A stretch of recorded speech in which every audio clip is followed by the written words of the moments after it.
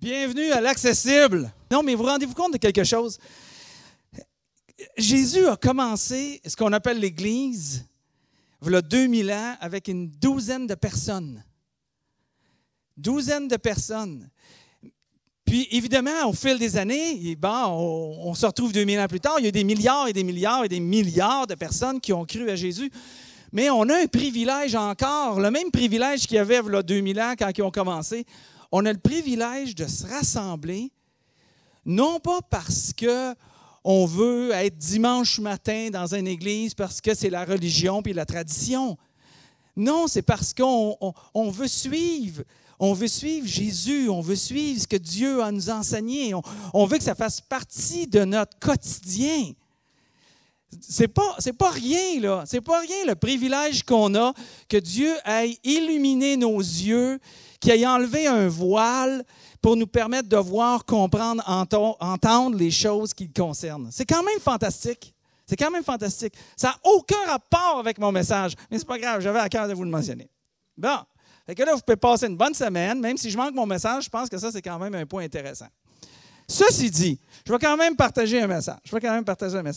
Content de vous voir, content que vous soyez là en ce beau dimanche matin. Alors, il y a des nouveaux visages, il y a toujours des nouveaux visages, puis j'adore ça. À tous les semaines, il y a des nouveaux visages depuis 1 an. C'est-tu pas fantastique, ça?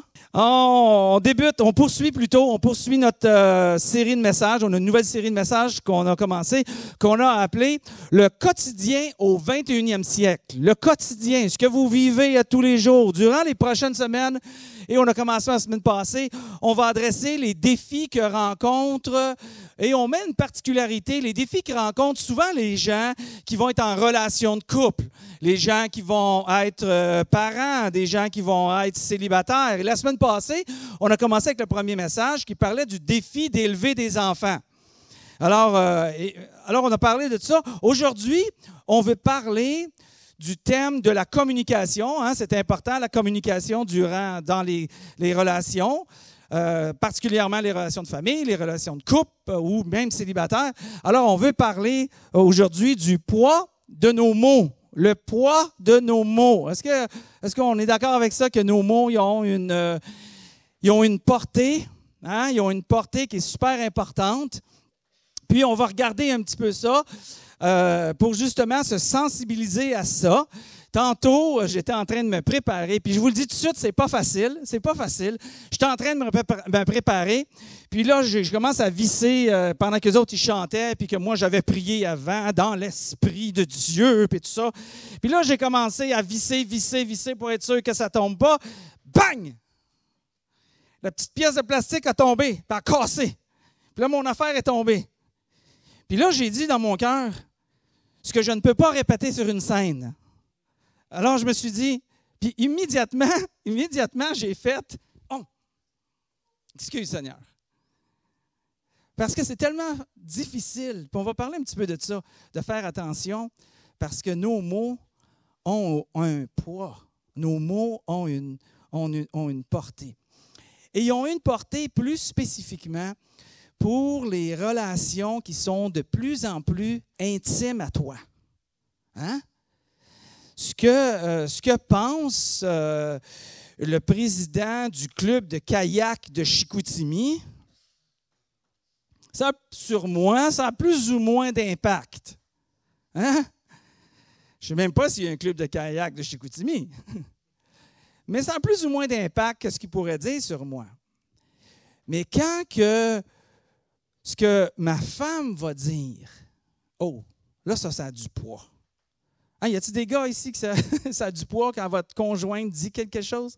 Moi, ça a beaucoup de poids. Beaucoup. Et vice-versa. On parlait de ça. C'était même pas. Ma femme ne savait même pas quel est le message que j'apportais, mais on parlait de ça. Puis on réalisait l'un envers l'autre comment qu'il faut faire attention parce que nos paroles ont énormément de poids. L'un envers l'autre, dans un sens ou dans un autre, on va parler de ça. Alors, plus les gens sont proches de toi, plus les gens sont proches de ta vie, plus les mots résonnent fort dans nos vies. Comme je dis, ça peut être ton voisin, ça peut être ton couple, ta femme, ton conjoint, conjointe, mais ça peut être aussi tes voisins, ça peut être les gens de ta famille, tes enfants, bien sûr, ton cercle d'amis, tes collègues de travail. Pourquoi? Parce que c'est proche de toi. Hein? Donc, les mots font une marque, soit pour le bien ou soit pour le mal, ça fait une marque. Les mots peuvent encourager ou décourager. Les mots peuvent renforcer ou ils peuvent affaiblir. Les mots peuvent affirmer ou ils peuvent abaisser. Les mots peuvent bénir ou ils peuvent blesser. Alors, les mots, c'est très, très important, l'utilisation de nos mots. Et même parfois, je dirais, en parenthèse, les mots, ce n'est pas nécessairement toujours que ce qu'on dit. Hein? Ça va être aussi du non-dit qui va parler très, très fort. Et ça va avoir une influence sur la trajectoire de la vie des gens qui nous entourent. Nos mots vont avoir une influence sur la trajectoire des gens qui nous entourent. Des mots comme « je t'aime », c'est des mots très forts. Des mots comme « je suis fier de toi », c'est des mots très forts. On encourage souvent, Lynn puis moi, les leaders dans une assemblée à reconnaître, puis à dire, puis à affirmer souvent « je suis fier de toi, merci de ce que tu as fait, je t'aime beaucoup ». Tu sais? Donc, ça a vraiment un grand impact. Ça a un poids incroyable dans la vie d'un individu. Mais c'est aussi, c'est les mots qui nous est dit qui vont avoir un immense impact, mais bien sûr, c'est aussi les mots que nous autres, on va dire envers une autre personne. Mais qu'est-ce que ça veut dire pour nous aujourd'hui dans notre assemblée? Ça veut dire que si on est chrétien, puis regardez bien, là, si on est chrétien, c'est un élément très important, tellement important que Dieu a voulu mettre le temps là-dessus pour qu'on puisse s'arrêter puis réfléchir, pour être capable justement d'avoir une bonne santé relationnelle les uns envers les autres. Dieu a pris la peine de nous adresser un peu ce sujet-là. Alors, si on est chrétien, c'est ce qu'on appelle, quand Dieu adresse un sujet comme ça, c'est ce qu'on appelle suivre Jésus. C'est d'ailleurs un sens qui veut simplement dire apprendre de ce que Jésus a fait, de ce que Jésus a dit. Alors, pour le chrétien, si vous vous identifiez ici comme quelqu'un qui est chrétien, ou peut-être vous vous dites, moi je suis en cheminement pour être chrétien. Je suis en train d'évaluer, d'observer, je veux voir qu'est-ce qui se passe, je veux savoir qu'est-ce que c'est vraiment être chrétien, puis vous êtes entre les deux. Hein? Bien, je pense que le sujet est important pour vous. Si vous n'avez pas l'intention d'être chrétien, puis vous êtes ici pour l'AGA de ce matin, ou vous êtes ici pour les pizzas qui vont être offertes durant la bonne pizza qui a été préparée avec le bon pepperoni, puis le bon légume qui vont être dessus, qui est savoureuse, puis qui sent bon. Puis si vous êtes là pour cette raison-là, mais pas parce que vous êtes chrétien ou vous cherchez à devenir chrétien, peut-être que ces paroles-là ont moins d'impact pour vous, malgré c'est quand même un principe qui va vous aider dans vos relations de famille, de toute manière, que vous soyez croyant ou que vous ne soyez pas croyant. Ça marche? Alors il y a une lettre qui a été écrite, je vous parlais que Dieu adresse le sujet, il y a une lettre qui a été écrite par un homme qui s'appelle, il s'appelle toujours, c'est juste qu'il n'est plus sur cette terre, il s'appelle l'apôtre Paul. L'apôtre Paul, pour ceux qui ne savent pas c'est qui, c'est cet homme-là qui était vu qui a écrit presque la moitié du Nouveau Testament avec différents documents, différentes lettres qu'il nous a laissées, qui nous a été transmises aujourd'hui. À ce moment-là, Paul était, avant qu'il trouve la foi chrétienne, avant qu'il se mette à suivre Jésus, il était un chef religieux juif. Puis, on dit de lui qu'il était de la tribu de Benjamin. Parce qu'en Israël était divisé avec 12 tribus et lui, il faisait partie d'une de ces tribus-là, qui se trouvait être la tribu de Benjamin. Et Paul était un homme très éduqué, très, très éduqué. Il avait grandi, ce qu'on appelle, au pied d'un enseignant, l'enseignant des enseignants qui s'appelait Gamaliel. Et il a appris finalement la compréhension des textes juifs sacrés, ce qu'on appelle souvent la Torah. Et ce qui est aussi, quand on retrouve dans notre Bible, tu as une partie Ancien Testament, Nouveau Testament, qui veut dire une ancienne entente avec la Nouvelle Entente. La Nouvelle Entente, c'est faite avec Jésus. L'ancienne entente, c'est faite avec Moïse. Et là, il y a une distinction quand même d'application entre l'Ancien Testament et le Nouveau Testament. On pourra revenir là-dessus à un moment donné. Mais Paul, c'est ce qu'on appelle les textes sacrés. Donc, dans notre Bible, il y a ces deux parties-là. C'est comme si c'est les textes juifs qu'on a, qui nous sont quand même laissés, qui fait partie de notre Bible, plus le Nouveau Testament, qui se trouve être les textes laissés pour le côté chrétien d'aujourd'hui, donc qui est adressé à tous ceux juifs ou non-juifs.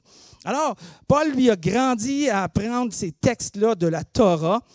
Puis, il y avait un comportement, il voulait essayer d'anéantir, de détruire le christianisme. Puis, le christianisme, il avait été persécuté à un moment donné, puis tous les chrétiens s'étaient éparpillés un peu partout. Puis, j'imagine un petit peu, je me mets dans la situation que Jésus est avec son Père dans le ciel, puis là, il voit que Jésus est revenu. Hein, il est remonté à la droite de son Père, puis son Père, là, il voit que toute l'Église, les gens sont dissipés partout, puis dispersés partout. Puis peut-être que son Père a dit à Jésus, « Ouais, je ne sais pas si c'est un plan B, mais ça n'a pas l'air à bien marcher, l'affaire. Tu es là, tu as donné ta vie, mais il n'y a pas grand-chose. » Jésus dit, « Attends, j'ai un mot digne de bon plan. J'ai vraiment quelque chose de bon. » Fait que Jésus, il a apparu à cet homme-là qui s'appelait Saul. Saul, Saül, je suis toujours mélangeant entre les deux. Saul de Tarse. Il a apparu à Saul. Puis, dans cette apparition-là, Saul a dit, T'es qui? Il a dit, Jésus. J'ai entendu parler de toi. Puis, finalement, Paul, il a eu cette conversion-là, cette transformation. Il est passé de l'homme méchant à l'homme bon. Au sens qu'au lieu de détruire l'Évangile, il a commencé à proclamer l'Évangile comme aucun homme peut-être l'avait fait définitivement à cette époque-là. Alors, quand il y a eu cette révélation-là, Paul est parti. Il a été s'isoler pendant 3 ans dans le désert d'Arabie. Puis, à un moment donné, il y a un homme qui est venu le chercher. Puis, il a demandé à Paul de se joindre à lui, ainsi que 3 autres personnes qui étaient des enseignants. Puis à 5 plutôt, ils ont commencé à être pasteurs de l'Église qu'on appelle l'Église d'Antioche. Puis pendant un certain bout de temps, puis après ça, Paul a eu son appel de dire « Je m'en vais faire le travail missionnaire et je m'en vais établir des églises partout dans la région là, de la Turquie, d'Israël, puis de l'Italie à ce moment-là. » C'est ce qui nous a conduit à être aujourd'hui ici dans l'Église parce que justement, Paul a fait ce travail-là. Ça remonte à loin quand même. Puis là, Paul, à un moment donné, a écrit une lettre. Il a écrit plusieurs lettres, comme je vous ai dit. Donc, 30 ans après la résurrection de Jésus-Christ, dans les années 60 à peu près, Paul était en prison à Rome suite à son travail missionnaire, parce que là, il est tombé de l'autre côté de la clôture, fait que les Juifs cherchaient à le détruire plutôt qu'à l'aider, comme autrefois, quand lui cherchait à détruire les chrétiens. Alors, Paul a écrit une lettre, puis il a écrit cette lettre à l'église de Éphèse. Éphèse, c'est en Turquie, la Turquie d'aujourd'hui. Alors, Paul il a écrit cette lettre-là à cette église-là, parce que Paul a quand même été l'implanteur, pasteur de cette église-là à Éphèse, quand on lit le livre de Éphèse dans vos Bibles, dans le Nouveau Testament. Et là, il exprime, dans le texte qu'on veut, il exprime le commandement de Jésus. Quel est le commandement de Jésus? D'aimer les autres de la manière que Jésus nous a aimés. Il dit, apprenez de moi, puis aimez de la manière que je vous ai montré à aimer. Alors, Paul, il a commencé, avant qu'on aille dans cette idée plus loin de ce qu'on a parlé, le poids de nos mots, il a commencé à dire, on va parler d'amour en premier. Alors, il dit, puisque vous êtes les enfants bien-aimés de Dieu. Alors là, il parle des gens, les enfants bien-aimés de Dieu. Il parle de ceux qui ont reçu la parole de Dieu, le message de l'Évangile de Jésus, qui n'ont pas juste cru à Jésus comme un Jésus historique, mais qui ont reçu le message que Jésus est mort pour nos fautes, qu'il a donné sa vie, puis que quiconque croirait en Jésus-Christ, Jésus donnerait sa justice à celui qui est pécheur et il prendrait les fautes du pécheur sur ses épaules, il mourrait à la croix. Mais cet échange-là spirituel permettrait justement à l'individu d'être appelé enfant de Dieu. Alors Paul, il dit, vous êtes les enfants de Dieu bien-aimés. Vous avez passé au travers cette étape-là. C'est ça qu'il est en train de dire, là. Il y a eu une reconnaissance de foi en fonction de l'œuvre de Christ et de son amour sur la croix. Alors, il dit, suivez l'exemple de votre Père, Paul dit. Il parle de Dieu. Suivez l'exemple de votre Père. Que votre vie soit dirigée par l'amour, de même que Christ nous a aimés et livré lui-même sa vie à Dieu. Nous sommes une offrande et un sacrifice dont le parfum plaît à Dieu. Le comportement de Jésus est le modèle pour tous ceux qui veulent suivre Jésus. Alors, on parle souvent de Jésus, bien sûr, c'est le modèle, c'est le comportement qu'on doit imiter, qu'on doit apprendre à faire ce que Jésus a fait. Ça, c'est choisir de suivre Jésus-Christ. C'est choisir de suivre Jésus-Christ. Est-ce qu'on veut choisir de suivre Jésus-Christ? Est-ce qu'on veut suivre Jésus? Hein? On veut, je sais que c'est dans mon cœur. Est-ce que c'est facile? Non, c'est pas facile. C'est pas naturel. C'est surnaturel. Mais c'est pour ça qu'on a l'Esprit de Dieu qui nous aide justement dans nos faiblesses pour être capable de suivre Jésus-Christ. On ne le suivra jamais parfaitement, mais on peut, de semaine en semaine, apprendre puis se laisser convaincre, diriger, conduire par l'Esprit de Dieu qui habite l'enfant de Dieu. Alors, la question aujourd'hui, par rapport à notre thème, c'est qu'est-ce que l'amour? Parce qu'on est demandé de vivre dans l'amour, de regarder à l'exemple de Jésus qui a donné sa vie et d'être dirigé par l'amour. Alors la question, c'est qu'est-ce que l'amour me demande de dire? Qu'est-ce que l'amour me demande de dire? Parce qu'on doit considérer le poids de nos mots pour des meilleures communications les uns envers les autres. Alors, Paul nous dit ce que Dieu veut qu'on comprenne ce matin, qu'on se rappelle, puis qu'on pratique. Et la difficulté, ce n'est pas la théorie, c'est la pratique. C'est ça qui fait la différence. C'est ça qui détermine la maturité, pas la connaissance, la pratique. Ça parle de maturité. Alors, Paul nous dit, dans son chapitre qu'il a écrit, dans un livre qu'il a écrit, il a écrit « Ne laissez aucune mauvaise parole franchir vos lèvres. Ayez au contraire des paroles empreintes de bonté qui aident les autres à grandir dans la foi selon les besoins. Ainsi, elles feront, vos paroles, du bien à ceux qui vous entendent. » On va garder ça, puis on va décortiquer ça un petit peu pour justement faire du sens avec ce que Paul nous dit, puis être capable justement de le comprendre, de l'assimiler, puis de le pratiquer. Alors quand il parle ici, ne laissez aucune mauvaise parole. Lorsqu'il parle de mauvaise parole, il utilise un terme grec ici qui veut dire, tu sais le terme que nous, on va utiliser en disant « Oh, les bananes, ils sont noires, les bananes, ils sont... » Ah, c'est bon, ça arrête. C'est pas ça pantoute, mais c'est une bonne réponse. OK, ils sont trop noirs. Ils sont pourris. Les bananes sont pourries, les pommes sont pourries, les fraises sont pourries. Le yogourt, ils sont pourris.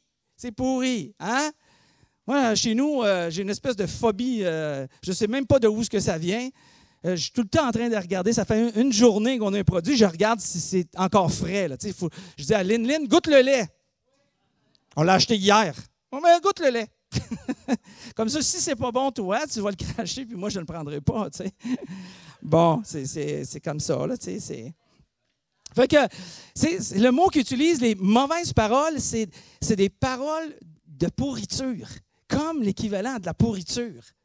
Fait que, tantôt, quand j'ai échappé, là, puis je vous ai dit, puis j'ai dit, oh, pardon, Seigneur, c'est des paroles dans mon cœur qui sont sorties de pourriture. Des genres de paroles que nous, on peut avoir à l'occasion, fréquemment ou trop souvent, des insultes.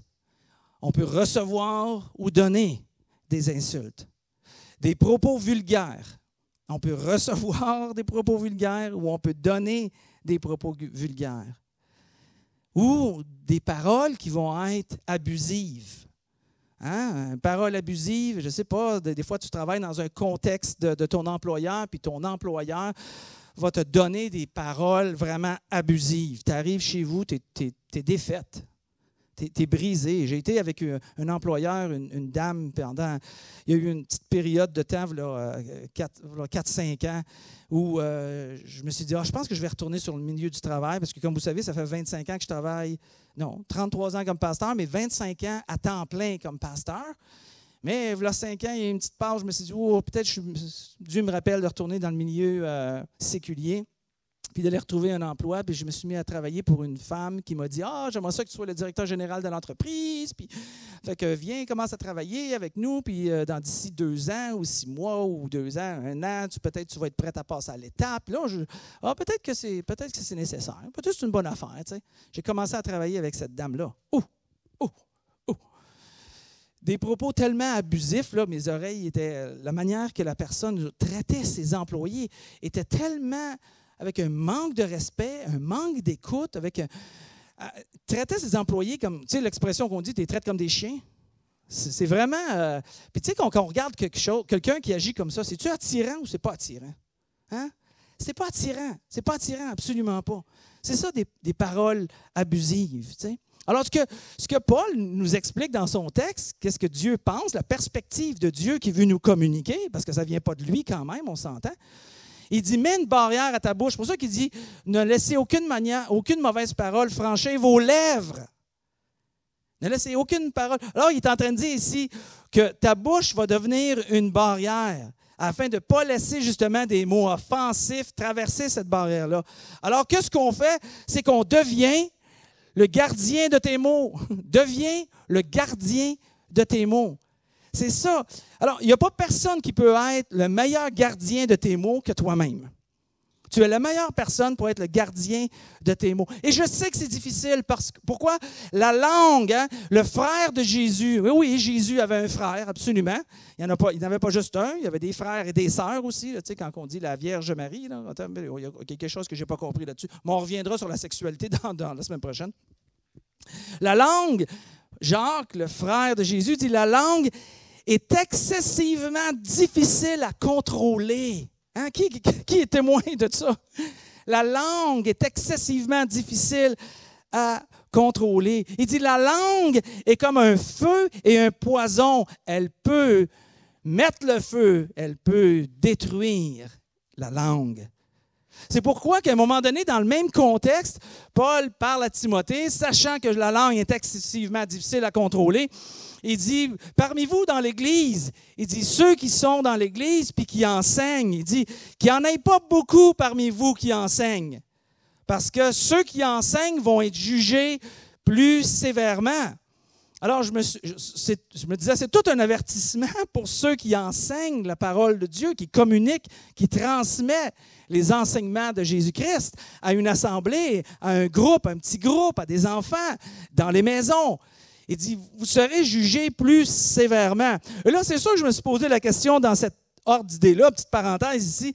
Je me suis dit, est-ce qu'il fait seulement référence à être jugé au moment où les chrétiens vont être récompensés en fonction, devant Jésus-Christ, devant Dieu, en fonction de ce qu'on va avoir dit et fait, qui va mériter des récompenses? Il va y avoir ce genre de jugement-là. Ce n'est pas un jugement de notre vie. Ah, toi, tu t'en vas éloigné de Dieu. Toi, tu t'en vas avec Dieu. Toi, tu t'en vas dans le ciel. Toi, tu t'en vas en enfer pour le chrétien. Non, celui qui est chrétien, il est chrétien pour l'éternité. Si tu ne m'aimes pas, ben, tu vas être avec moi pour l'éternité. je me disais, puis là, il va arriver un temps où il va y avoir des récompenses. On va recevoir des récompenses pour le bien ou le mal qu'on va avoir fait. Je me disais, est-ce que c'est ça, quand il parle ici, on va être jugé plus sévèrement? Ou, quand tu enseignes à une assemblée, tu es à risque d'être jugé, critiqué, évalué, parce que tu es observé plus fréquemment. Puis ça met quand même une pression, puis c'est pas facile. C'est pas facile quand tu as 15 boss. C'est pas facile quand tu en as 40. C'est pas facile quand tu en as 75, c'est là qu'on est rendu. Mais je veux qu'on se rende jusqu'à 500. Fait qu'il va falloir avoir d'autres pasteurs pour réussir à faire ça, parce que je ne pourrais pas prendre les 500 critiques. Juger plus sévèrement. Pourquoi? Parce que la langue est difficile à contrôler. C'est intéressant parce que l'enseignant de la parole est en grand danger de jugement parce que l'outil de son travail, c'est la partie la plus difficile à contrôler, qui se trouve à être la langue. Fait que, Paul nous explique ça pour qu'on comprenne l'impact que ça peut avoir. Alors, il nous demande d'être un bon gardien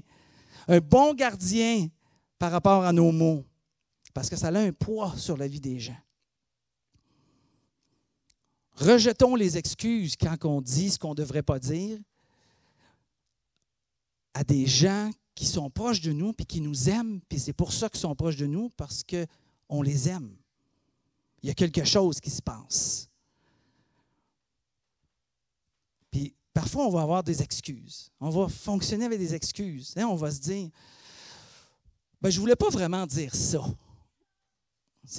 Ouais, tu l'as dit, ça fait mal. Ou on va dire, moi, je suis comme ça. C'est de même que je suis. Accepte-moi comme je suis. Non, ça fait mal. Ça fait mal. Puis le pire, c'est que c'est ceux qu'on aime qu'on fait mal. Paul veut nous prévenir de tout ça. Il veut bâtir, il veut nous aider à maintenir de saines et bonnes relations les uns envers les autres. Ou d'autres vont dire, ça c'est probablement une excuse qu'on entend ou qu'on utilise le plus souvent, ou que j'entends le plus souvent, moi je suis honnête, je dis ce que je pense. Moi je suis honnête, je dis ce que je pense. Ça, c'est pas de l'honnêteté, ça. Je voulais tellement être certain qu'on comprenne bien et que je communique bien plutôt l'idée de l'honnêteté que je me suis dit, on va l'écrire ici. L'honnêteté est de dire ce que tu choisis de dire, que ce que tu choisis de dire est vrai. L'honnêteté n'est pas de dire tout ce qui est vrai. C'est pas ça l'honnêteté. C'est pas de dire tout ce qui est vrai. Puis, on va continuer même dans quelques secondes. Pourquoi dire tout ce qui est vrai? C'est vraiment pas ça l'honnêteté. Fait que Paul nous enseigne d'être le gardien de nos mots. D'un autre côté, il nous dit en même temps il fait la part des choses, il amène un contraste.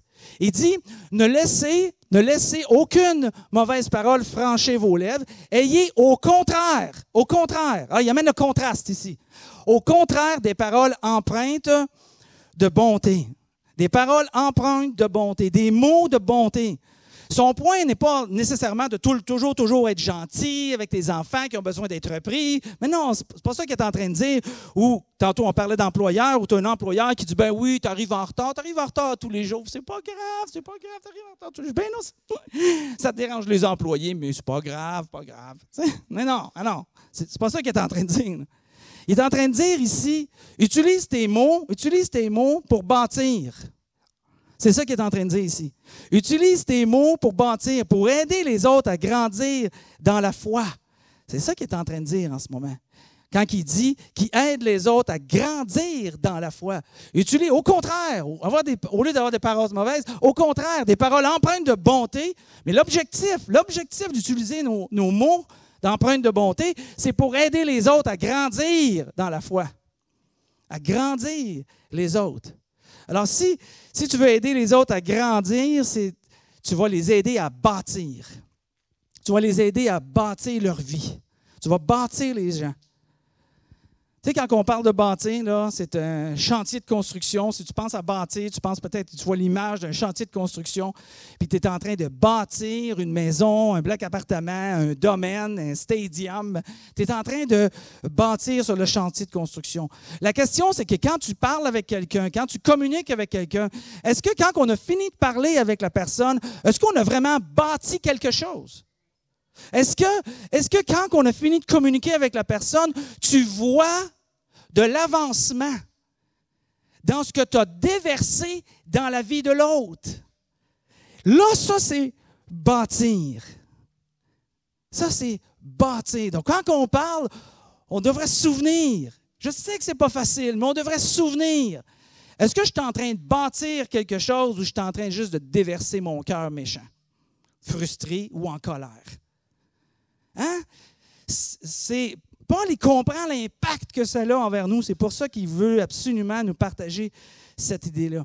Mais souvent, les raisons pourquoi on n'est pas toujours très constructif dans nos échanges, c'est parce que peut-être qu'on ne réalise pas ce qui est le but du message. On ne réalise pas nécessairement à quel point nos mots sont puissants. Nos mots, ils sont puissants. Je regardais sur un des outils comme on a dans nos maisons, là, différents types d'outils de construction. Là, puis il y a des instructions. Puis il y avait un manuel, puis sur le manuel d'une scie électrique, il parlait de certaines choses à faire attention avec l'outil de construction. T'sais? Mais ça se comparait à nos mots envers une personne. Alors, je les ai mis ici, les exemples. Les instructions du manuel de l'outil électrique, comme les mots, comme nos mots, ça disait « Connaissez la puissance de votre outil électrique. » Nos mots. Connaissez la puissance de nos mots. Gardez les protections de sécurité bien en place. Lèvres. Gardez vos lèvres. Soyons les gardiens. Hein? Troisième, il disait « Soyez prudents en présence des enfants. » Soyez prudents en présence des enfants. Rangez l'outil lorsqu'il n'est pas utilisé. Qu'on soit prompt à écouter, lent à parler, ce qui va faire qu'on va être lent à se mettre en colère. Alors, rangez l'outil lorsqu'il n'est pas utilisé. Ne pas dépasser les limites. Et ne jamais utiliser dans une atmosphère explosive. Je me disais, c'est nos mots. Juste ça, le livre d'instructions, on en aura assez pour dire, on suit ça. Puis je pense qu'on va bâtir de meilleures relations. Mais avant d'arriver à faire ça, ce qui est nécessaire, il faut devenir un étudiant de la personne de Jésus. Je ne passe pas à côté de ça. Plus tu apprends à Jésus, plus il vit en toi. Plus tu pratiques, plus il vit en toi. On va porter attention, si on veut arriver à faire ça, porter attention à l'autre. Pas juste regarder à soi, mais regarder à l'autre. Développer de la patience, de l'écoute, du don de soi. Hein? Puis chacun pourrait nommer tout ce qui pourrait être nécessaire pour continuer. Alors Paul, il revient, puis il continue en disant, ne laissez aucune mauvaise parole franchir vos lèvres, ayez au contraire des paroles empreintes de bonté qui aident les autres à grandir dans la foi, selon les besoins. Alors, quand on communique avec les gens, quand on utilise nos mots, sachant que le poids des mots est grand dans la vie d'une personne qui est proche de nous, hein? Quand on communique, c'est de façon à faire grandir les gens selon les besoins. Quels besoins? Leurs besoins. Leurs besoins. Tu sais, moi, je suis confiant, on pourrait dire, puis ça m'arrive, là, ça c'est moi. Tu sais, quelqu'un qui parle plus, là, il y a plus de problèmes avec ça. Il y a plus d'occasions, en tout cas. Je suis souvent confiant, moi, que ce qu'une personne a besoin d'entendre, c'est ce que moi, j'ai besoin de dire. Et parfois, on fonctionne comme ça. On a l'impression que qu'est-ce que les gens ont besoin d'entendre, en réalité, c'est ce que nous, on a besoin de dire. Parce qu'on veut une certaine trajectoire, puis on veut que les choses changent. Souvent, on est en conflit d'intérêts avec ce qu'on dit, alors il faut faire très attention, plutôt que de dire ce que les autres ont besoin d'entendre. Puis c'est dur de s'enlever de l'équation. C'est très dur. C'est de la pratique. C'est comme un joueur de basketball. Tu ne remplis pas dans le panier à tous les coups. Il faut aller pratiquer bien des années pour réussir à y arriver. Si tu es jeune, commence jeune. Je te garantis, tu vas préserver tes relations beaucoup plus longtemps. Alors pourquoi? Vous savez pourquoi de suivre Jésus dans cette optique-là, ça aide? Parce que Jésus était comme ça. Jésus était comme ça. J'ai sorti un passage, je ne l'ai pas écrit, mais je me disais, c'est beau d'entendre que Jésus était comme ça, parce qu'on est demandé à suivre Jésus, son exemple, de la manière que lui a aimé. Puis à un moment donné, il y a un passage qui dit, personne ne restait indifférent des paroles de grâce qui tombaient des lèvres de Jésus. C'est beau! Personne ne restait indifférent des paroles de grâce qui tombaient de ses lèvres. Même ceux qui n'aimaient pas Jésus aimaient suivre Jésus quand il parlait. C'est quelque chose, ça. Alors, ça fonctionne. Puis je vous dis, ça fonctionne. Puis vous allez le voir que ça fonctionne. Pourquoi? Parce que c'est attirant. C'est attirant d'être avec quelqu'un qui fait attention, parce que quand il parle, il pense à ton intérêt et à ton besoin. De ceux qui entendent. De ceux qui entendent. Il est bon à l'occasion de dire des choses qui sont dures à dire. Mais il faut être capable de bien évaluer le motif pour lequel on dit les choses. Est-ce que c'est pour notre besoin, parce que ça me fait du bien et j'ai besoin de le dire, ou bien c'est vraiment pour aider et bâtir l'autre qui est là. Alors, je terminerai avec cette règle à ne pas oublier.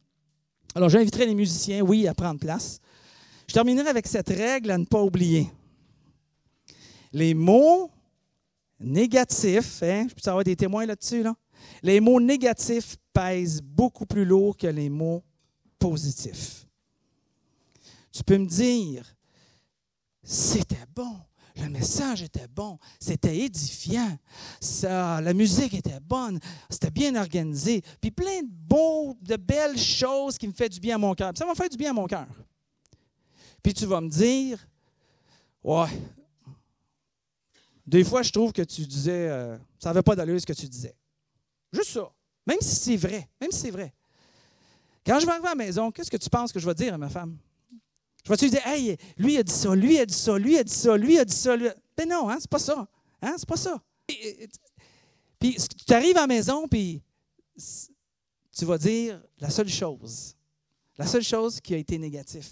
On dirait que c'est ça qui t'impacte. Alors soyons encourageants. Soyons des bâtisseurs dans la vie des autres. Il n'y a jamais personne là, qui a donné trop d'encouragement dans la vie de d'autres personnes. Alors, si on veut être dans de bonnes relations, communiquons plus d'encouragement. Alors, je termine avec 2 questions. Mais je trouvais qu'elles sont bonnes. La première question, à quelle place vous avez du travail à faire dans le poids de vos mots? À quelle place que vous avez du travail à faire? Et l'autre question, qui espère que tu commenceras à faire le travail bientôt? Ça, c'est la question que notre voisin de gauche, de droite, peut-être se pose. Hein? On va prier, on va demander à Dieu de nous aider là-dedans. Père éternel, merci pour ta parole. Merci que tu nous fais entendre ta perspective sur le quotidien de notre vie, d'avoir de bonnes communications les uns envers les autres. Tu nous enseignes, tu nous montres à bâtir, tu nous enseignes à parler au bon moment pour le bénéfice de l'autre plutôt que pour nous et de le faire avec plein de grâce, plein d'amour, plein de bonté, plein de compréhension, plein d'encouragement. Aide-nous dans ces choses, Père, parce que c'est difficile à faire. Notre langue est difficile à contrôler. Que ton esprit nous rappelle les choses que tu nous as parlé aujourd'hui dans ce document qui nous a été laissé, qui a été préservé pour qu'on puisse encore en parler aujourd'hui. Le poids de nos mots. Aide-nous, Seigneur Dieu, à faire bien attention à toutes ces choses. En Jésus qu'on te prie, Père. Amen. Amen.